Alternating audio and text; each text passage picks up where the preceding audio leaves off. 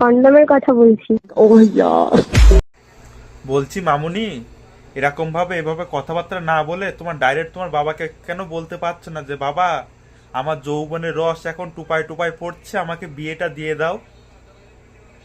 Hello, হ্যাঁ হ্যাঁ বলো, শুনতে তো আমি পাচ্ছি, অনেকক্ষণ ধরে হ্যালো হ্যালো করছো তুমি।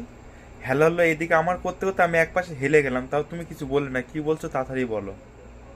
কি করছো বাবু? কি আর করবো বাবু, তোমার কথা ভাবছি আর হাতের কাজ করছি, মানে কাজ করছি আর কি। বলছি শোনো না, আজকে না হ্যাঁ বলো, শুনছি তো, তোমার কথাই তো আমি শুনবো, তুমি ছাড়া আছে কি আমার জীবনে? বলো বলো, আমি শুনছি, বলো। আমার বাড়িতে কেউ থাকবে না। আচ্ছা, তোমার বাড়িতে কেউ থাকবে না, তা আমি কি দারোয়ান হিসেবে কি তোমাকে চৌকি দিতে যাব? কি বলতে চাচ্ছ তুমি, ভালো করে বলো তো দেখি, একটু শুনি আমি। হ্যাঁ আসো। আসো মানে কি, আসো কি? হ্যাঁ আমি